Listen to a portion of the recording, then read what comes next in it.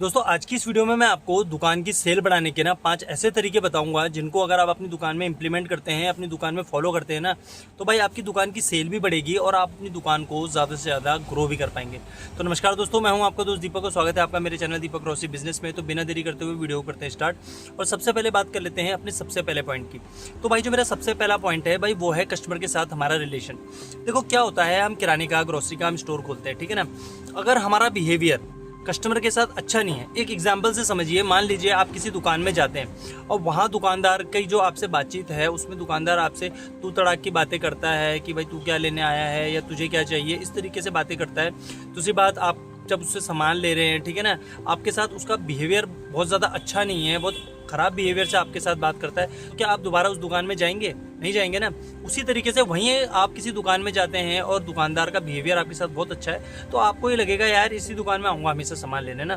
तो वो चीज़ ना बहुत ज़्यादा ज़रूरी है। अगर हम अपनी किराने की दुकान खोल रहे हैं, अपनी किराने की दुकान या किसी भी बिजनेस को हम कर रहे हैं ना, तो हमारा बिहेवियर कस्टमर के साथ बहुत अच्छा होना चाहिए, तभी कस्टमर हमारे पास रिपीट आएगा। और जब तक कस्टमर हमारे पास रिपीट नहीं आएगा ना भाई, ना तो हम अपनी सेल को बढ़ा पाएंगे, ना ही हम अपनी दुकान को ग्रो कर पाएंगे। तो उसके लिए ना हमारा बिहेवियर कस्टमर के साथ बहुत अच्छा होना चाहिए। इसलिए मेरा पहला पॉइंट यही है कि कस्टमर के साथ हमारा बिहेवियर बहुत अच्छा होना चाहिए। अब बात कर लेता हूं अपने सेकंड पॉइंट की। तो जो मेरा सेकंड पॉइंट है भाई वो ये है कि हमारी दुकान का डिस्प्ले। देखो हमारी दुकान का डिस्प्ले इस तरीके से बना हुआ होना चाहिए कि कस्टमर को दूर से ही अगर हमारी दुकान को देख रहा है ना, तो उसको नजर आ रहा हो कि भाई ये राशन की दुकान है, ग्रोसरी की दुकान है, मुझे यहाँ ग्रोसरी का सारा सामान मिलेगा। इस तरीके से ऐसा ना हो कि आपकी दुकान बिल्कुल बंद है, अंदर आके ही कस्टमर को समझ आ रहा है कि किस चीज की दुकान है। तो इस तरीके की दुकान हमें नहीं खोलनी। हमें अपनी दुकान का डिस्प्ले इस तरीके से होना चाहिए, कस्टमर को बाहर से ही पता चल जाए जी राशन की दुकान है।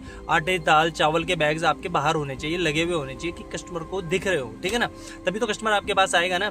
या आपकी दुकान में जो बोर्ड है वो इस तरीके से होना चाहिए, उसमें प्रॉपर लिखा हुआ होना चाहिए किराने की दुकान, ग्रोसरी की दुकान, जो भी है, मतलब इस तरीके से सेटअप आपकी दुकान का होना चाहिए, ठीक है ना।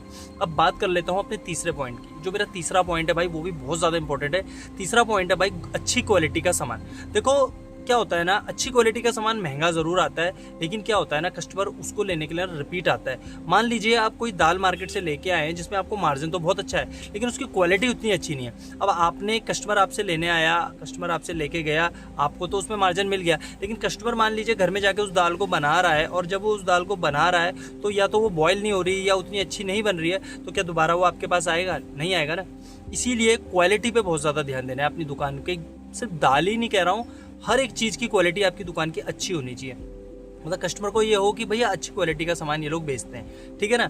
ये बहुत ज़्यादा इंपॉर्टेंट है। एक तो आपका बिहेवियर अच्छा होना चाहिए, दूसरी बात क्वालिटी आपकी दुकान में सामान की ना बहुत अच्छी होनी चाहिए। अब बात कर लेता हूँ अपने चौथे पॉइंट की। तो जो मेरा चौथा पॉइंट है ना भाई वो है हमारी दुकान के रेट्स। देखो कस्टमर ना हमेशा रेट्स कंपेयर करके ही इस दुकान में सामान लेता है, ठीक है ना।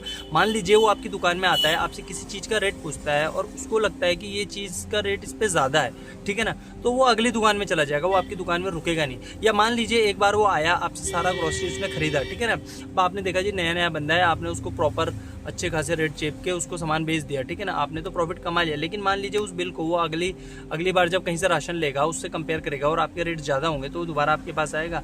नहीं आएगा। कस्टमर वैसे भी जब दुकान के अंदर आता है ना, बोलता भाई जी रेट सही लगाना है ना।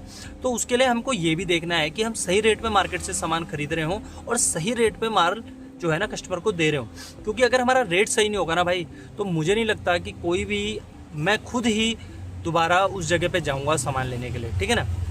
ये हो गया मेरा चौथा पॉइंट। अब बात कर लेता हूँ अपने पांचवें सबसे इंपॉर्टेंट पॉइंट की। देखो हमको ना अपने ग्रोसरी की दुकान में, अपने किराने की दुकान में या अदर हमारी जो भी दुकान है भाई A to Z, हमारे एरिया में बिकने वाला जो भी सामान है ना वो कभी कम नहीं होना चाहिए, हमारे पास कभी ख़त्म नहीं होना चाहिए, हमारे पास वो चीज़ हमेशा होनी चाहिए, ठीक है ना। क्योंकि क्या होता है ना, देखो कस्टमर एक चीज़ के चक्कर से ना आगे बढ़ जाता है और जहाँ वो एक अगली दुकान में चला गया तो हो सकता है वो दोबारा फिर वहीं से सामान लेने लगे, ठीक है ना। हमारी दुकान में पूरा प्रॉपर सामान होना चाहिए। अब मैं ये नहीं कहता कि 100% सामान आपकी दुकान में मिल ही जाएगा, लेकिन मान लीजिए कोई आपके यहाँ, उसके यहाँ कोई शादी पार्टी है, किसी कस्टमर के यहाँ शादी पार्टी है, वो आपके यहाँ एक पर्चा लेके आता है, बोलता भाई जी इसमें बताइए आपके पास क्या क्या मिल जाएगा, और आप उसमें गिनने लगे। मान लीजिए 50 आइटम में से आपके पास सिर्फ 20 ही आइटम है, 30 आइटम आपके पास है ही नहीं, तो क्या वो आपके पास से सामान लेगा? नहीं लेगा ना।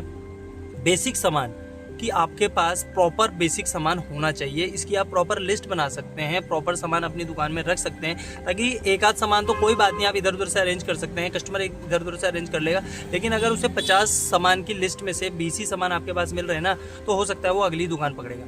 तो हमें अपनी दुकान में एक तो अच्छी क्वालिटी का माल रखना है, दूसरी बात हमारी दुकान के रेट्स बिल्कुल सही होने चाहिए, तीसरा हमारी दुकान में ना स्टॉक की कमी नहीं होनी चाहिए। देखो ऐसा ना हो कि कस्टमर सामान मांगने आ रहा है, 4 आइटम मांग रहा है, 2 मिल रहे, 2 नहीं मिल रहे, तो वो भी दोबारा आपके पास नहीं आएगा। क्योंकि देखो कस्टमर एक बार इस चीज़ को नोटिस करेगा, 2 बार नोटिस करेगा, तीसरी बार उसके मन में आएगा यार अगली दुकान में चलता हूँ, उनके यहाँ पूरा सामान नहीं मिलता है ना।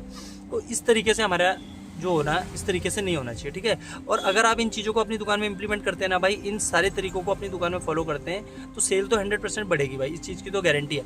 मगर इसके साथ साथ एक और चीज़ डिपेंड करती है कि आपका एरिया कैसा है। कहीं आप ऐसे एरिया में तो नहीं बैठे हैं जहाँ कस्टमर है ही नहीं, या जहाँ कस्टमर टोटली जो है ना ऑनलाइन पे डिपेंड है, जहाँ पर कोई ऐसे ऐसे मॉल्स बने हुए हैं जहाँ पर कस्टमर भाई, क्योंकि देखो आज की डेट में कंपटीशन इतना ज़्यादा है ना कि अगर आप एक छोटी सी दुकान खोल के बैठ गए हैं किसी भी जगह पे, और आपके एरिया में बड़ी बड़ी 4-5 दुकानें और हैं या बड़े बड़े शॉपिंग मॉल्स हैं, तो कस्टमर जनरली उन्हीं दुकानों में जाना पसंद करेगा। क्यों?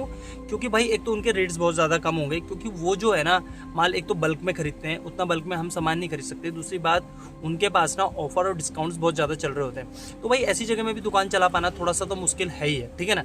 मगर ये है कि अगर आप इन चीज़ों को फॉलो करते हैं और आपकी लोकेशन अच्छी है, आपकी लोकेलिटी अच्छी है और आपका बिहेवियर अच्छा है, आपकी दुकान में स्टॉक पूरा है, तो आपकी दुकान 100% ग्रो करेगी। तो भाई ये थी मेरी आज की वीडियो आपको कैसी लगी है मुझे कमेंट करिएगा, और अगर वीडियो आपको थोड़ी सी भी हेल्पफुल लगी हो तो चैनल को लाइक और सब्सक्राइब जरूर कीजिएगा। तब तक के लिए नमस्कार।